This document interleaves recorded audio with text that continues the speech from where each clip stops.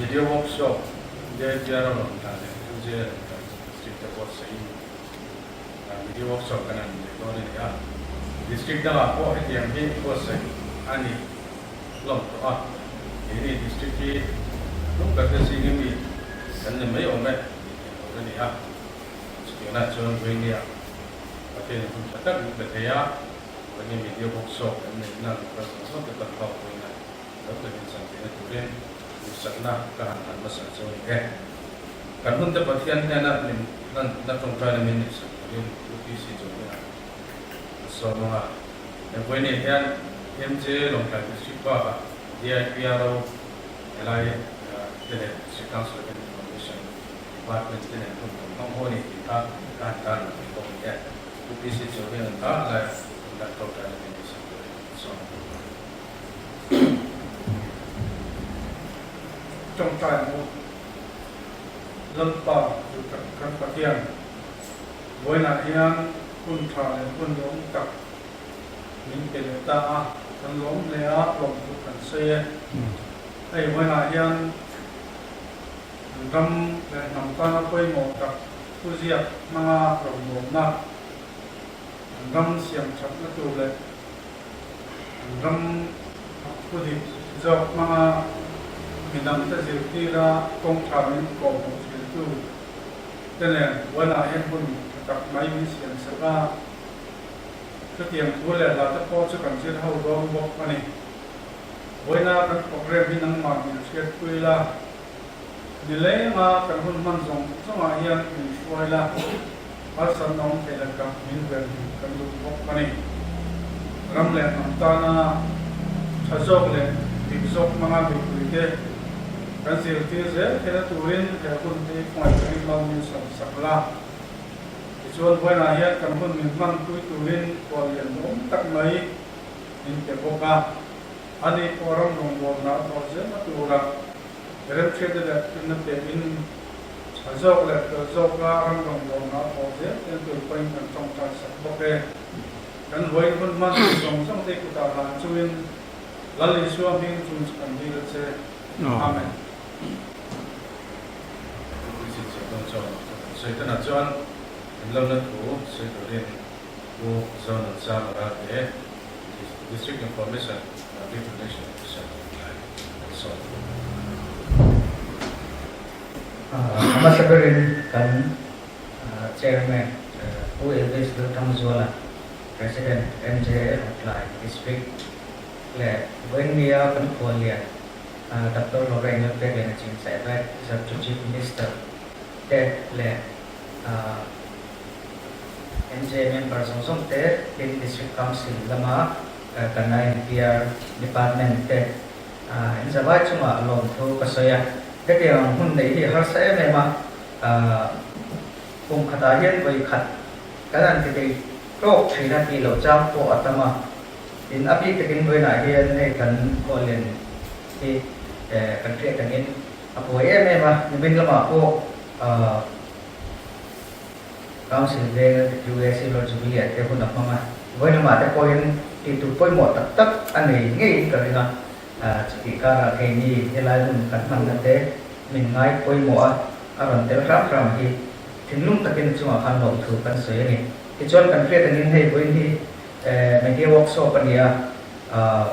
u ba nei global project traditional media and new media tile mizo tong zia tan ti dr s din mo project ka kan jer ho to na tan ta na kam kai em tu kan dia tam na tho na nasa takin pui to na chu ba chuan happy project ho na kan để xuống khăn đi khu để hình takin hồn mang đi là free takin sấy hông á hồn ăn teko mà những ngày đàn lệ khác ăn tiệc chi thế khác sấy hông hồn cắt mang tu ra mai là cái chuan với dia kan program ini apul karena kan tel to atau khang tung tay là kan khôi lên cái gọt sú ở cuối kan basic lo cái chuan với hay là kan kaya tangin kan chairman kan sa ito long Klang district an này nung pol kan dia en dam ga ne lo sai mai la tema va to pa dia heselo na ba ne zo lo men check up in kakala hun po kan nei ma lu tu thei lo ma ro chakan lai chelo wa voi na he tisa kan lo kan li lo me ma in sa vai chuma lo thu ka sei ni e lo me kan si kha ani chia lo do wa kan kan ta ne kan ko dia kan re ka pe sa kan yo ka is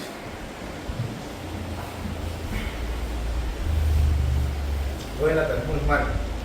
program on media workshop các chairman who is president MJL of Thai in DPRO of Thai in some sang around there in le staff te là in MJL of Thai member so tất te in LADC information department trong đó với dia lại này program rồi te so ba in sana sebagai kebutuhan untuk India beberapa video workshop dengan Sony MJA tele DPRO department semua belum takin belum dulu kesoi ani kan sokar kan sobe apa lebih saya kan pak belum betul yang Ilu tra kan tu feka amaro chu ko ve la ni a kan tu long fakin kil atau te do chu na song dia ko chu mi a ko chuan kan MJA te in LADC kan information department ka to ka tiang ke to kuin na le ni to la nu ka tin ni ya lai lai isbiar tu kan ni ang le Mizoram Sarkar Satya Sarkar ayo ko yin tu ka so itu ani ai kan threat in Ayah Mizoram District Hanga District Information and Public Relation Office Tele District MJA Kakopin Media Workshop was 18 and the up media lama di tolok takten di workshop di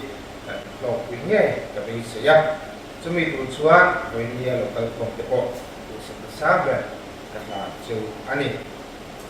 janjin thar lakon lek ke tungan ini lokalai district langsung sungain akan son yang di ot di turin visual news lokalai langsung ciri kultur tahun ini jadi kalau tindakan ini di siang dia waktu kesoya in yang bila itu apa mahal saya berkoin kan soning kan saat itu jauh ani print media lam Apo district dan tengi Suan ati Chaber Pol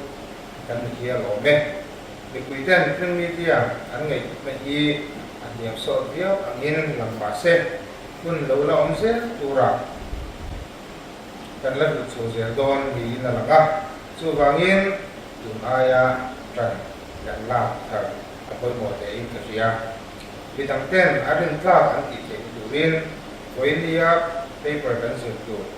result from ziak dan tik kan tinggi apoi mo donin alam trong bo thap kopin tu hi asia ya chu tiang chu a thel lo tu bin result from ziak da dan filtro angai le in kia lai ya sai do em han de do kan ya hai social media kan dia short formingase kan type apa kan China kan chian lu pakatian ni hau China itong kati spelling te yang hi ulung lu ka ani na thap thap ang yan ang tite ni dia kan sil so be ama ko chu kum khat nuwa chuan kan ti dan tho ang khan ati ve zo ka tang ani chu tian ko chuan với dia kan social media ba yang kan prop te kan spelling te hi kan ulung lo ba với dia kan sil tu hi apoi mo te ka kia để workshop pian ta du omle ma so na ko ke ke cheu ka din khat ani tin kha ve ma so na kal so me ka visual la ma takin ma ka so na hemi ko ma pian kan la ka ro mai de don ni in ala Mizoram ma YouTube manga ezon na ka kui me kam tak ano ma media mi te ko hian YouTube ka nga chan thar le chan rin la ke da ko yang tan la tu de in ka ria in he na tong hian mi kuin chan rin la hmu hi kan be se tak zet ani tin new age media kan ti po hi ain kal ko pui thei renga chumi tu re ro chuan in tei ma ero atu le donin alam chanchin dumi te chu mi pui ta he na thu thar kan la khom na achin chuaka chui ngai on chang on poa mi pui ta riat to tu sap tu the da shin in ni na hi atu le in ta ria in tu the da tam tak te hi mi pui ta til digle kong dik ko ho thin tu ani ka awangin rin tla taka na kan ko se apoi mo in angai ani chumi rual chuan chanchin dumi ta chu engkim khatu rangai kan ni a chu wangin kan in share zawa filter zerngai angte kan lo zir thiam ve se ko atu le in la fia ko ber ma son i kan media me par te hian a khira thir mai lova e ma son nei na ken tel te thiam ve se tu le pui ta ne na zir ti na thap te tu ra nang ma ni in tuai thal se ero atu le in la fia chumi tu chuan India paper kan se ko ti ho ka se tu bin tu sakna kan chewani longklai district media ko vela somber ni tuma tan la tar se tu ble tu ayan sa le zwala so khar min ko ti ko in kan som chew ani e India ya kun kan mang dona along ke ka sia ko se tu chunga lo tu ka soya in soyang han la ya ye ngale kian le ngi zara kan an di be a an tin le bin an ti tu ko an ti hello ani chumi a chuan an mi fiat tian ko ka di la chumi ni wal chuan kan ma hun local jet ura po chana ngai ka ta ru le tin lung ta ka ti ko pi tu bin kan som chwa in hai kan fan MLA LD fan kan man na chung chang a po election ha le election zor kan so ya ko chan chin bi MCA to ko dian bin en bi tu din tahan request chewa lok ba ya kan lo ya personal office ka honga ka PA ni ka da na so lai so kan ni le ka to fan na ka ta kan ko na de is ka so te no ka ta mo tu din so sa ka ta se to no de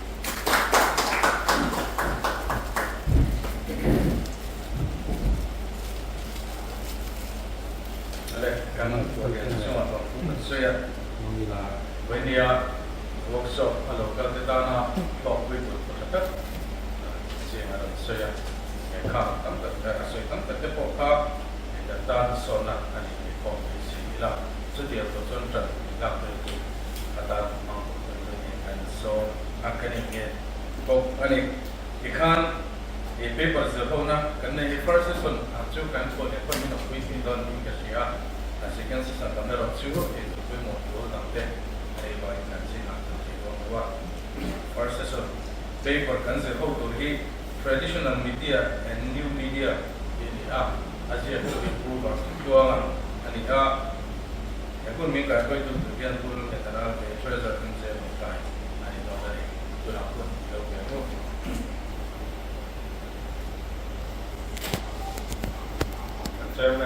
kan kual lian long tlai is bial tu MLA kan DIPRO le LADC lama INPR department te le NJA ka tho pui te hetiang hun thatak maya san vo ka han sang thei lom om ka tia traditional media le new media ti INPR department le NJA te na media workshop kan ne ya uvan nei tluang a ziak hi ta chiar dona he pe parchung om phrim mai hi abeng war thla ka chuti rual chuan longtlai bik tan hi chuanin thil thar lutuk hi he pe para hianin a om tam lem lova kan lo vei kum enga mozat liam ta tanga kan lo vei le kan be ngat thil atekha hepe parchunga hian kim chang zokin a in zia kha keini chuanin atel a hlum lian pui khanin kanwa muwa chu kan thiam angin kan thret dar ve thina tuna puwan nei tluanga zia ka hianin kim chang zokin aron oma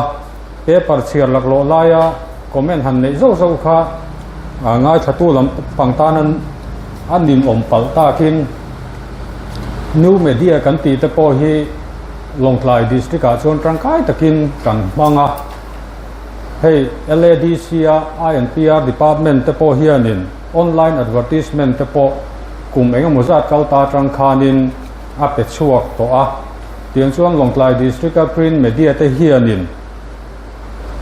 hard copy kan ti kan sem pia lama hian new media hi kan hmang tangkaya website nei kan om deuh fura chumi ba ka chuan anei lo te pon PDF talin mipuya hard copy a chua ba ka kha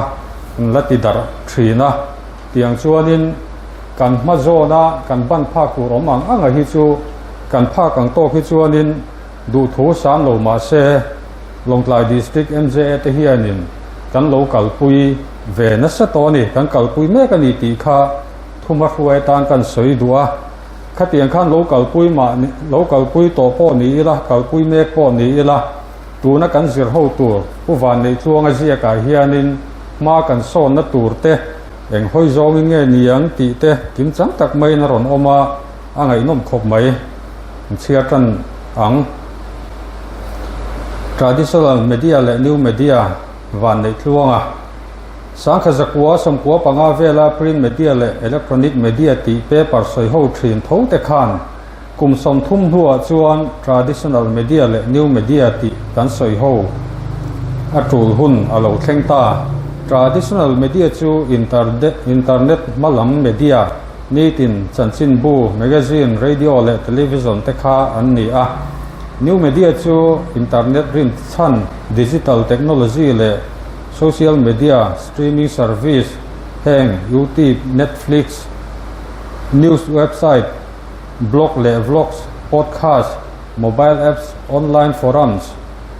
influencer platform web portal ang te hi an ni kan chanchin bu chhuat thin dan kha heng new media hian alua lan tan ta a Times of India in ni som ni tharuk sang ni som ni palia a chhuwa danin India rama new media manga chanchin thar dong tu za som sari traditional media manga dong tu za som thum an ni a sang ni som hi panga hian new media mang tu percentage an sang le zual to ang mana chuan ke ni ho hian kan phudu kan du danin kan du huna kan chua mi pui chuan kan du dan milin an lo dong mai thina tuna chuan adu apiang ten an thudu an du danin an du huna ke ni ang bokin an chua ve theita a traditional media hun laya journalist in mi pui kan ti thin te kha correspondent editor publisher le broadcaster an lo ni thei vek tamaya kan chom ten min chom le thun na thlengta printing press in mi pui hi ziak le chiar a thiam tira internet chuan mi pui hi chiar tur ziak tua a chan tir ta thunga traditional media chuan journalist in mi pui kan bar hmain kan thli film thin new media chuan mi puin thu noi kara thudik an zong ta zok ti dan hlui kha dictation ni ta se ti dan thari chu conversation ani kan ti ang ti chuan ke ni chu kan cheta ti na ni chuang lovin thu thlung tharin thu thlung omsa thu thlung hluya a chan tir ta ang khan technology tharin min ti hlui ta thup ani Mizorama traditional TV print journalist harsat na to te a hau tak call lekha thok tu hlo power le semdar a hau taka bua soi le home delivery le amandon chung areya India state a thilman to chakna le kongchiat na state a chua a hau tak zual bi ta tial tialani information overload mana chuan new season angai tuna chuan du thlan man lo khopa rang le thlan sen lo khopa tama vur kan lo ni ta ชัวเซนเราวางบวยนะฮีคอเวล journalist ตั้มตักเตมัดชนอันนี้กันดนดานเลเป็กกันตุ่มดานมาหน้าชวนทุกชัวตูฮีกันจงคอมาตัวหน้าชวนนิวเบนเดียเฮียนมินเป็กคอมโตจอกเฮเปปาร์โพฮี AI เนี่ยนะเสียอันนี้นิวเมเดียมังอากันทิลดอน traditional เมเดียมังอาเป็กชัวตุ่มฮีรัวโลสูร์ชุกพุทผู้ชาวเลตุมังอันนี้อักฮิร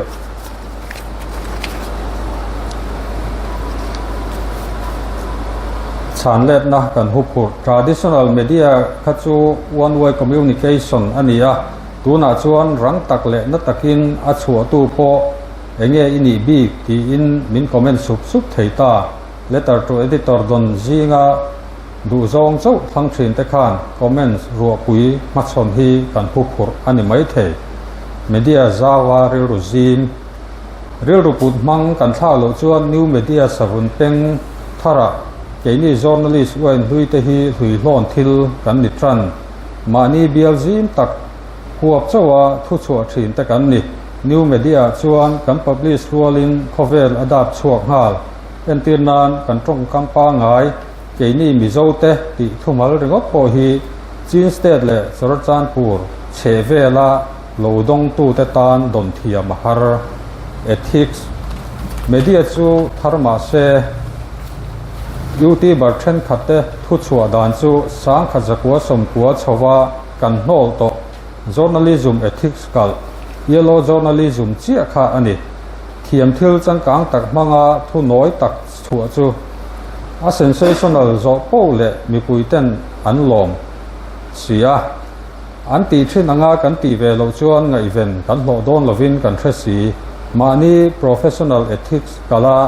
ทิลติกันเทรสีให้เฮียนมินติตีมันไม่เทมีปุยนมินหุดชน social media ทิลอาจิเฮียนมีฟิงทิลไงเวนไรไปหุ่นชุงอาติต้อยเตียลละjournalist ฮีใช้ตะกาทุจิอัดมีกันเหล่านิสีอ่ะ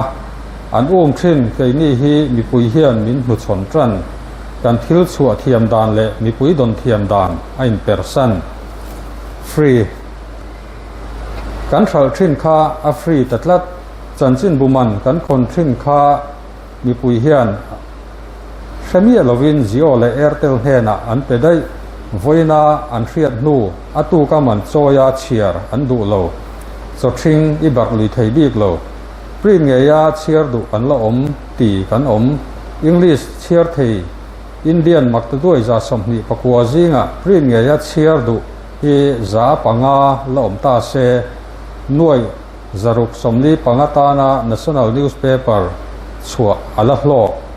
มิโซหน่วยสมจิงอ่ะจะปังอาดาร์สัตัก home delivery อาพอคุยละตุ่มฮี advertisement ชัวเตลโลจวนเจ้าทุบารอไหมอันนี้ฝักนักลพุงอินทาก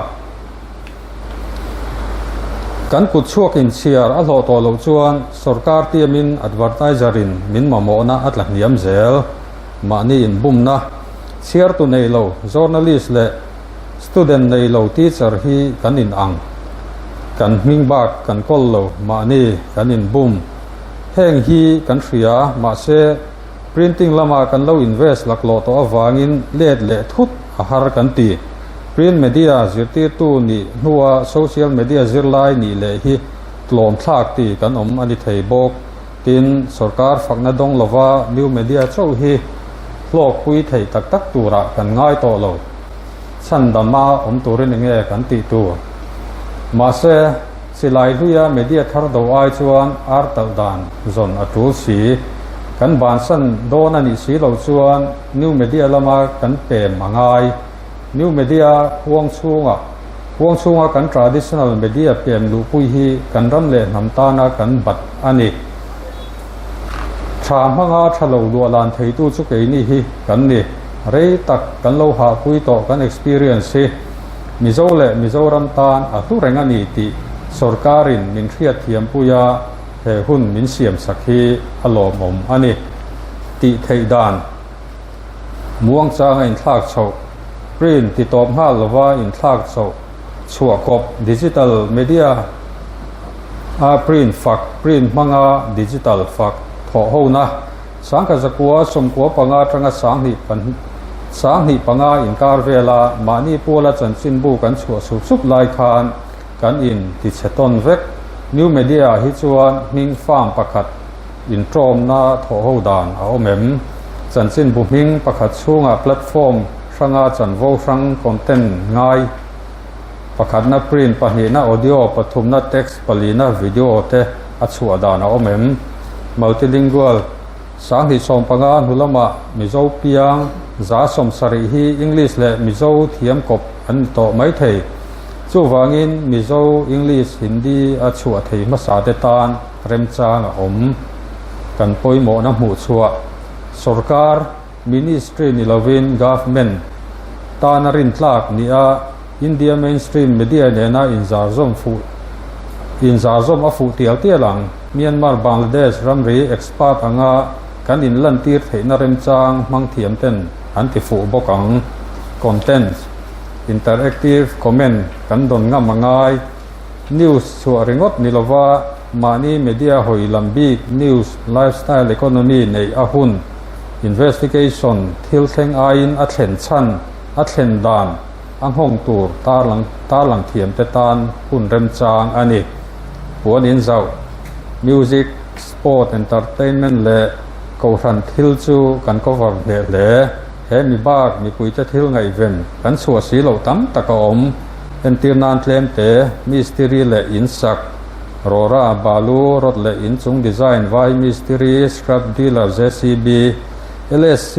ramlei le hral compensation farming plantation sorting dragon fruit education tuition coaching class dor kai legal lam transport lam online marketing news fitness tourism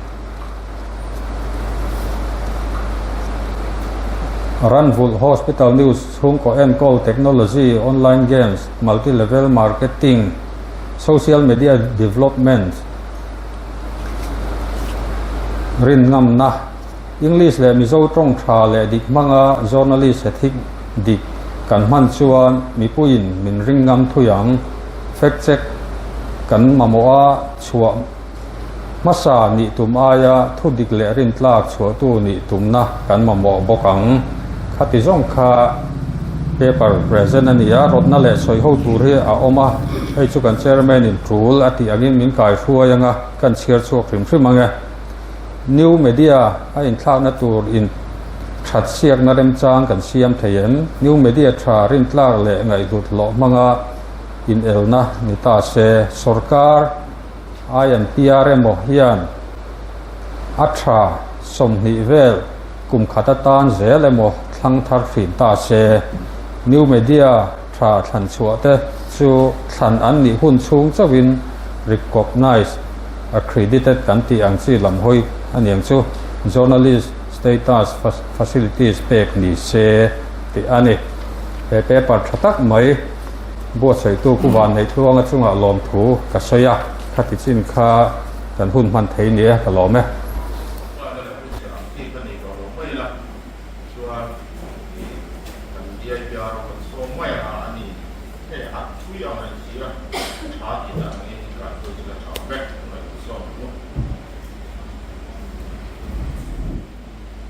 Chairman, kalau me,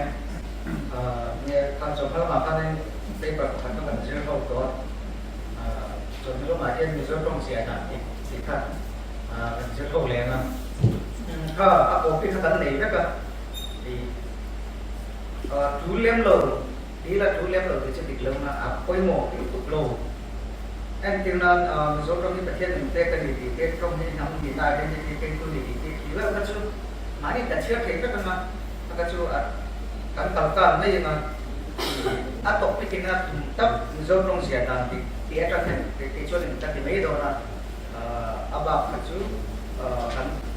siya kan fiat mai ke chi kan ita fiat na page number 5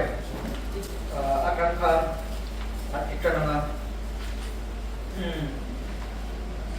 en ho ho a ko pin kan ne mek thwa zonong siya kan apa kata kain tay la Ming siap dan ka dan sesuatu ni mereka internal daftar laporan moya Director Social Welfare and Tribal Affairs Department di kanita ama apa dah sesuatu ba tapi ming dah masuk ke poin apa ama racu angai satu Social Welfare and Tribal Affairs Department Director Dr. Lal poin mo yang tu kan siap na hei su ama apa dah hal jawa tin cái mà quy định ti đàn các cái đàn đi sự khi mà tin tầm số cấm ti đàn đi cả kia designation cái gì mà sao ngay lên rồi ba những cái cần gì mà sao cho mình làm designation cần gì cần biết ta anh định job thì không chuông rồi cái này cho cái mà thì chụp chụp là ta sẽ em tiêu na lần khi mà director cho mình làm gì thì các phụ job mấy cái kia em đang quay đây mà police lần liệt bây giờ President Council Ben Wele Branch Council Ben Wele Branch President lần liệt quyền thì có tài cái phụ giúp mấy thế thay cả thì cho nó phần gì nó cả em một năm nay kia bằng sự chú ý ta thì mình giúp nó hiện ông rồi là ngay thì khán giả em đi làm planning commission em một North Eastern Council là em một khen tùng anh thì khán giả thay bộ cả cái mà nó có thể đạt đến chất năng lượng tốt mà em làm planning commission là em muốn nói đến council là khen tụi mình em muốn các và đạt nó khen được cái mà tất cả chúng ta cũng nó có thể đâu mà rồi xuống lại một cái purpose thì nó ở đâu sẽ là cái này ta cái nó bắt thùng nó cái này là thì buộc quy tụ những lời công xem mẹ chú minister lên đó thì các buộc việc làm lệ phần nó công xem mẹ chú minister lên đó thì các chúng ta phía có những cái quân các cái kỳ đàn này à thì không chọn sao trong episode trong cần xem thì chọn episode trong cái phong thủy để làm bao giờ episode trong thì nó để lâu chứ chúng về thì tin à để chỉ là coi như mình liên tục lâu thì cần để chỉ đó thì em tin là cái office thì cái policy cần phong của mà sẽ cái mà chọn cái thì nếu lo visa bỏ chung số trong số lịch xuống rồi thôi mà sao trong vai trong thật visa quý cái thì cái này cái chú mang lộ cách lộ trình dùng về cái này hiện hiện đấy yang amaro sa tekin sina chuan result trong mana du sia ka ro te lam chiang ta mai ta chuanin I aizo de lom na hian store le food store te chu ya ma mo la sia mania aizo de konsa cosplay de na pang ke no te ne ani te ba ka gen MC chuan aizo de lom na po de ni ti sia ka from tang po sia players cup in the basketball tournament for men sa local council Kingston trong percentage thì có example nó đồng tuyệt cái chỗ ai cho ai zo de lom na hiện thiếu chỉ không thằng số nó lại số nó để buat sẽ anh đi thì chú các bác sĩ chia cái này ta mình số trong ta thì ram cho ta cả bôi mồ gì đó sẽ cũng nó thành đi về rồi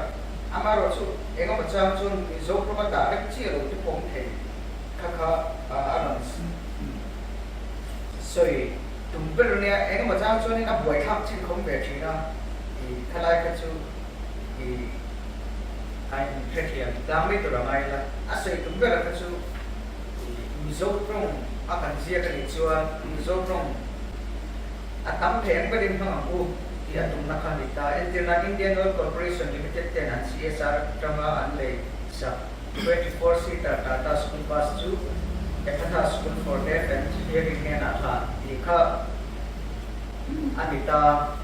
chú Asia dan tura orang saya cuman ayo sih cuman CSR apalagi Tata sih School Bus mi sobi beli cuman ini cu middle level ngom TN College School Ekata School for Deaf and Hearing nghe nạt là ini zok safety kan kita ai nang ren mi zok rong ka mang tam tham tum khai mấy internet 24 seater 15 seater dia cuman mizat dan kena motor di kita cukup cuma motor robot cu cái chỗ này các tỉnh ai đem lo motor thì là ban gì thì cái này mấy giờ kita thì ama rồi chúng ta làm phim con này là cu tempo lúc thật cu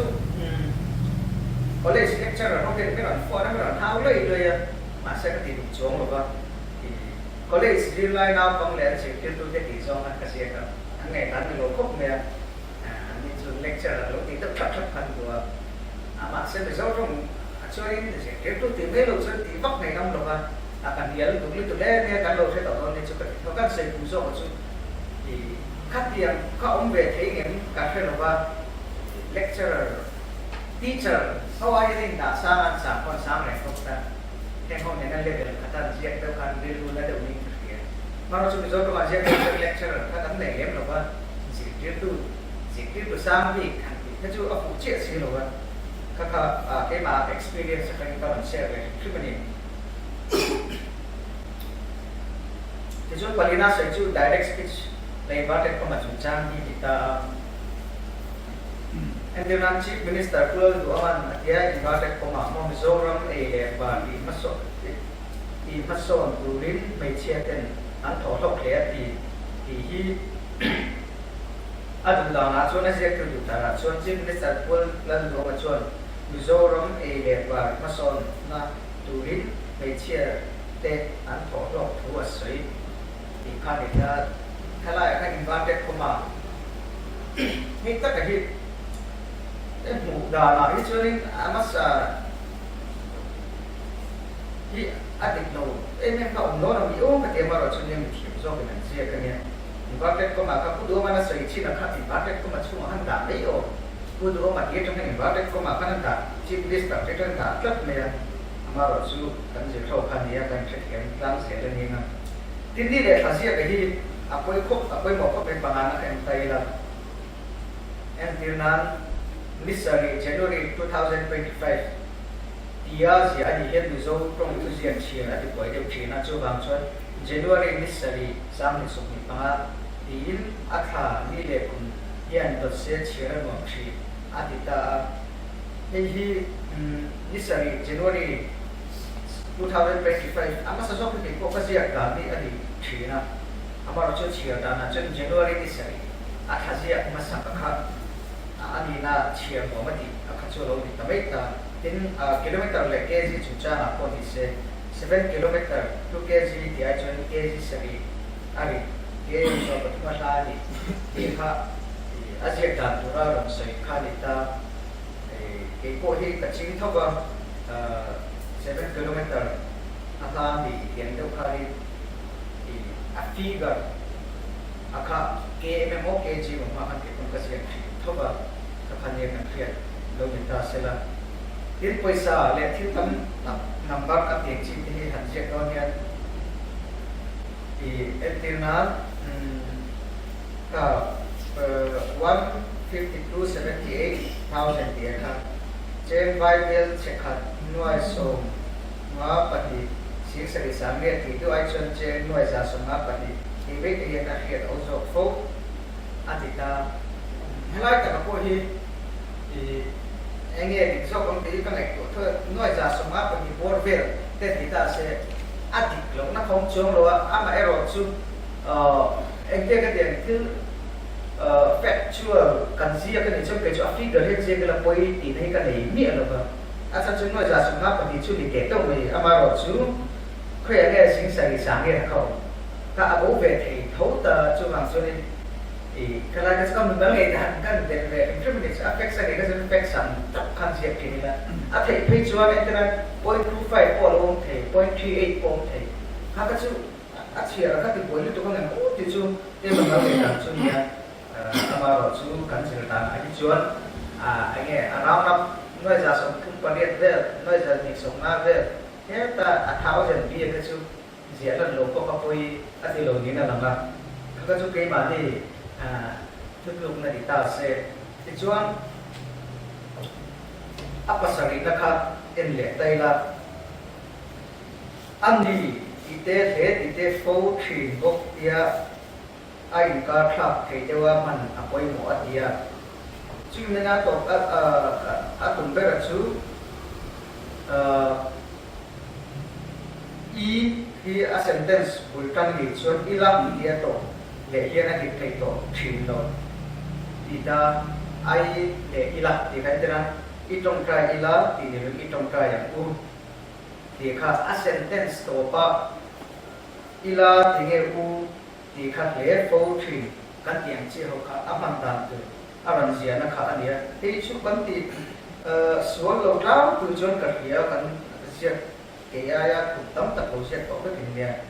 ti jon pa ne ne la news zia na atan hian sentence olai to tho the ver apiang pang ni a poi ko khom mai tu zia thek sentence pa kata khai ko atung aba in automatic joba riat da lo no chuba suan simple sentence man hi riat osam berani nei chuba sei phok thina nia thu hak lu tu antara literature vela poetry ve van ziek te ni ngot lo chuan from kam all ai minor kuiran chira riat the mai tu la kha mang wo le la ti kha asoi chu anita Kecuali Papua nak entai la cacing thar lama disorong kan dia dah di lau lang sardo tu dia riat ekhanita. Pak nak entai la kan pui soi pui tan pui te kan dia masih ten pui kan tinggal lau asan su ten hi. Akon loi to sa pui ne da man ko ten pui di chuan ve soi na ve kha ai ko pa amoi lo. Hey, Komi Minister ina ten pui ni login. Hey, Komi Minister po atela Minister so na wapa Minister ina hoba inga je poi mo. Zo kani hey po hi aten pui aman pui ni. Hey ma hi kichuan kati dam pui me ka inge kan ngai dan ka lo awu wapa Minister ina hoba. Minister ina ten pui Minister ina wapa dikat kalau kau kan, dia tak baik ya. Kau ni kita kanila, kalau di filham dia mungkin cia lekir apa ni sokari jenui somro. Kalau kali, juga dia ni kali ni, kalau nanti sini afraid no, filkatawe kan kita kalau ni cun loss, filkan itu no kapan kita kan kalau kan kita, aron section lagi dia tu. Spelling kan untuk loter kini aron section ber ini kita langta tin left side di ani China tun lajen left side di yang tak fong maya akula adik loba mana ni left side di ke mata cun kalau hang mai ni loba macam katakan lo pengasah ni jadi adik lo adik kah adik Dia cakap cara hian he pun hian ti au foba he pun hian ti lovin he ko ma hian he kal kom na hian he meeting hian ti hian ti zo kani ani ti ania he ko he ke mai chon thut kom na hian he thut kom na hian tiang zo hen ka siap na sa amaro chu he pun hian ti hi a ti lower ti de plat me he ta ni leksia kan zira dia kan ikat tiang tama kan ngai dan lagi kacu kan saya kau tahu mah cucu adik lawan dia bang cucu ani tin ina ka inilah net exam kape interview PPM ini sa from man patanga kan lapi ina lamar cumi khat bisa cuan exam ni be ani ai cuan cumi bisa cuan exam ni an be ani exam hi atmat sonani ti me jok he chu ani kop ni ka exam an pe ti ai chori exam be tu chu bisa an exam be som thum pali an ti ai exam be hi mi som ni pangan ni ti che ka chu afu le ka clear tin khela acham pe din kap an choi tian sei trong hoi hom man tum va ani ari no ma se ani lo kap chu choi lo rin an la zo ka ni halai ko ka kap an choi ti ai chu kap an la dia kha atong kampoi zo le ding zo dia alo sei kha dita ti chuan ninga ni ti kha ni la ji na kha ku bua ma chuan ninga ni le ni lai thok tran ti Thursday sei na amang ve a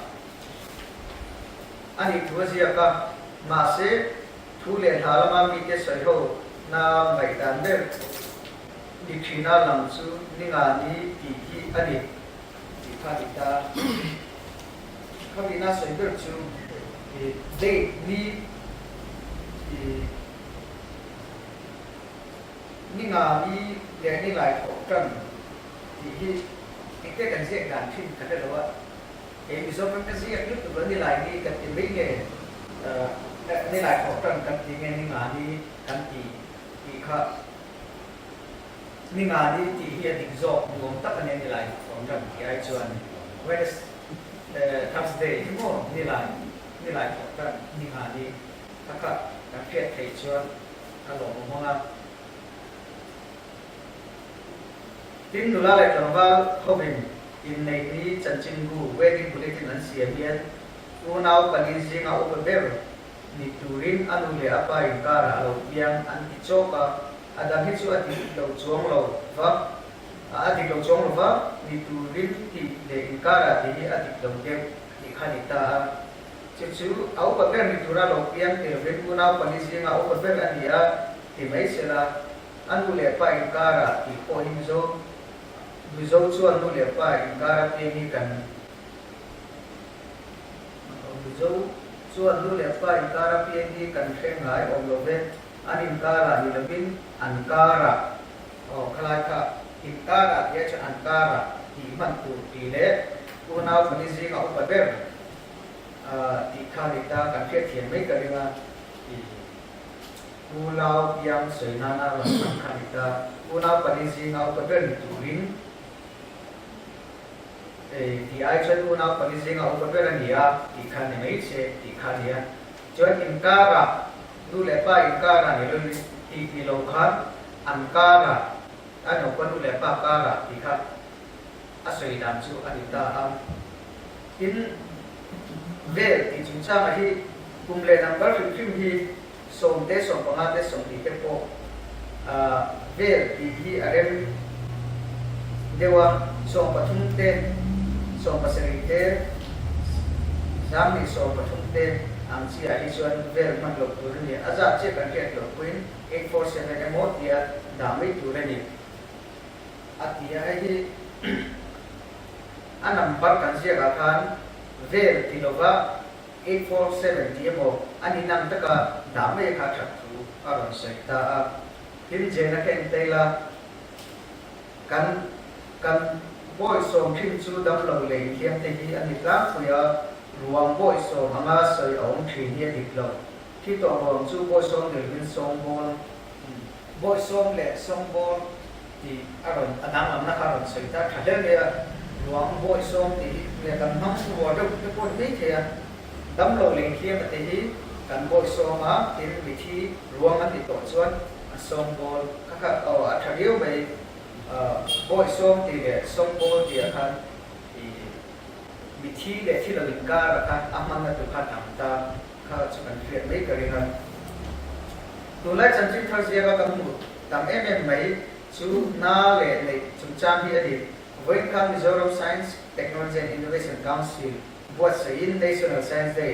ลงนามสินค้า Conference Mission Day งานในอันนี้เอฮูริ Professor และนุ่นดำ Register Administrator ก็เรียนดีนำหันคุยที่ข้าเอาการเสียนั้นล่างคุยเช่นกันอาเซียนการตุติกาเสียส่วน Welcome Mizoram Science Technology and Innovation Council ส่วน National Science Day 2025 Choosing Conference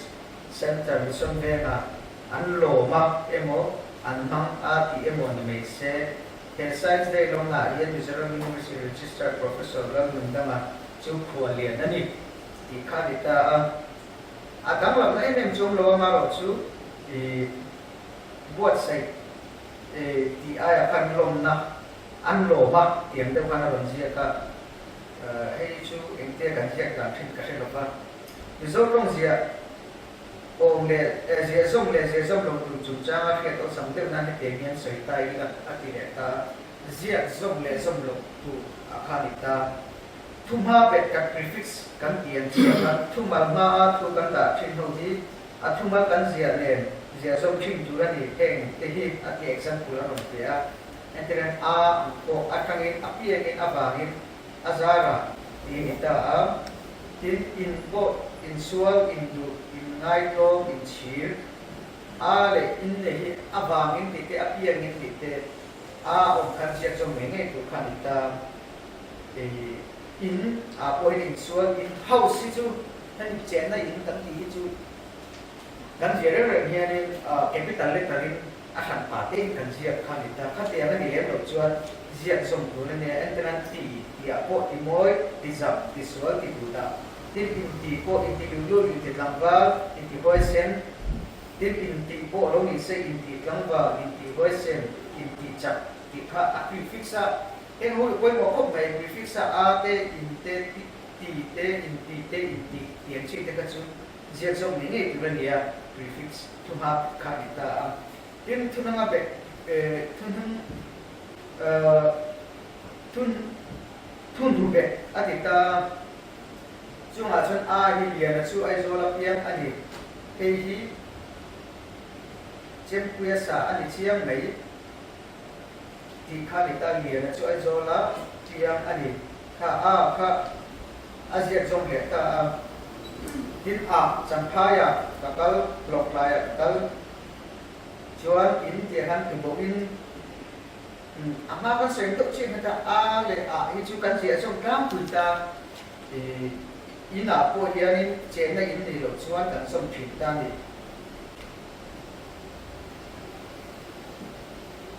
chuan tia khan ani chu ne lo tak ani ti kha ni le ta kan tiang chi te po kan chia trong ta tin na na tu ka nei lo buai nei ne na kha a chia trong ta zel ta Asia trong hồ kham đã chuẩn bị ta sắp thì hít chẳng hít kèn sắp tệ chặt tiền chi tệ các lò mặt kham in lâu tuần sắp tệ ô sắp ông khát chuột Asia trong ta tin sân tí minh liệp sân đấy cho ấy sân thì được ấy sân thì khác và Asia trong tụ kham đã tin tham là kan anh nó tham được tụ anh buổi tham em đấy tham thì tất cả Asia trong khá ngay ta here tu ma entil su entran tu wa ko bungo en ko tu khalin tu zeti tu ka tiang chi tu ka siap zom tu de zia ko na sat zia chu ma ta ka ni tu zia tu nge sei ke ke yang zia ke ko zia je ka tin ka siap thina ma ro chu siap zom tu de chu ani ne ko me ka ye ko ani chu za tla ka ni enton tla ong lo we ti ka ne ta enton tla man ti te ko ziak som tu kha alo kita chuan te le te de heng te hi enro le khabu te chu ti te hi chu ti tu te kan tia ko te hi chu kan sia som nge ta ten dia po ni se zi tu ten lian ten ti kha ta tin amaro chu zia khan tu na thau kha ron ziak ta lian te sa ma te moi te kan tian ming am chi ka chun ziak som lowa kana ziak tu khan ya tin pui tia kan lamu bik lovin min men pui ro thom ho min za pui ro pui khi pui mo ka tia ka chon ziak som tu khan ni le ta tin zong ti khan ni le ta te hi ka du zong ta ka ni a sei zong te ro ka zong ma ka ziak som tu kha lo ni le ta tin zia hian karun mu sei zia chu so nung len zia so zia hi zia som bok tu lo ni ta ke ko ka zia kham thi ka ke zia la hi a poi bok tok nei tin zia zong hun le hun lo ka en le tai la are to lo ma tam bok to lo hai ma se ti le ma se conjunction nam han ani in zia zong tu atia alo kala ma se a ong ri lo ka alo kala ma se ong ri lo ke tiang huna hian atanga zia tu zia khan hun kha a ong le ta chak lo he ma se a tai ma a lo thing tho ti kha ni ta tin ami ti ka bai ding hi nim zing a mi ka po chu ani tiang chia te khan zia som lo tu kha ni ta na chan ti po inaw kha poisa ipe gu mi lo na chan ka kheta na chan azia som na kha ron sei le ta ani ti le a ni pronoun hing ayo atana hana ni zia som tu ani so ve entir te ti min andiran alo ani chon ale ni ka zia som azia thang nge tu na ma ro chu pronoun na kan mang mi swing mo ka pronoun na kan be address ni ka chuan ziak zong tu kha ania antinan hei hi kata ani te hi chan chin thar ani kha a ziak zong hum lo thun kha ni ta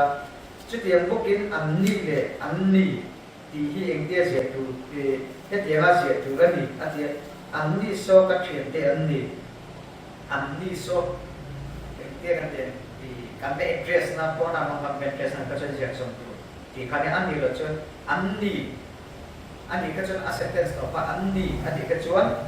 ziak zom lo tu ti khani ta tin lo le lo phi dam lo tia hian zia zom tu ani a aba negative lam soina chuan zia zom lo tu dek ka kani ka thiam lo ani adu lo tlat alo au lo wa mi ka pet kan pe lo le lo a pa dam lo phi se lo kami dam lo na dam lo ti ani lo ka chuan ziak zom lo tu khani ta dam lo ai lo ka chuan ziak zom tu ra ni ti khani a in angai koi mo dang de aron soi le te he te hi te te nga ziak thim tu ra ni atia nam dang thumal le zo trong thun hu bet kan zia ta nin akarai thai pen ta thim tu ra ni delhi azir information di ro office te ko anong le ta e chu kan khiat ket kalingan sa from hi kan result from kan check kalin chuan hai fen am da nge tu ne delhi ka ra tiang chi te ko hospital a ni pon se I amaro chu entena kolom chu ma sa from kan lo da ko ni chuan angai chung ho ta kan da lo ni chuan hai fen kha da nge tu khanita lovang nge long ta thua long ti hi man ani thina lovang ti lam to ni ti chu ta thua ba phen lo hai fen ng kan phang lem lo lovang ti han kan ziak la ku kan dia ti chuan kha ho kha pe koi mo ho wa dia mi zo kam mi zo te ta na pathian min pe kan dia ti khala ve la ka chu ngai khan lo to ra ngai la chia kan khet thian vek mai amai na amai koi mo ho ziak zok le zok lo tu ram chi ke le thil dam amai koi mo sentence man dan ti le facts and figures kan tiang chi ti azom na hun le zok lo na hun kha meron ri achu ali tamai ta apa atang kom na le helai introduction be la ka chu ka ti lo me na kan a chiang vek from zok from vek ka de mo thek kem ba le kui a chiang vek le kan kan chairman ne na kun kan han le to ma to lo me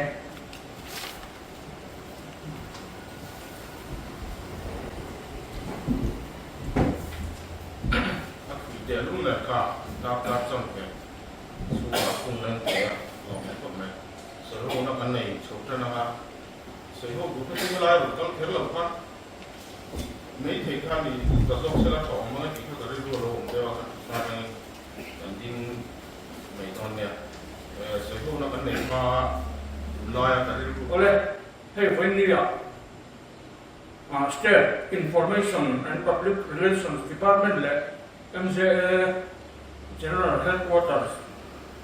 ken thupui zirtur bi manga district sang media workshop bo sector an ro hanangin ini long try district when ni yang district information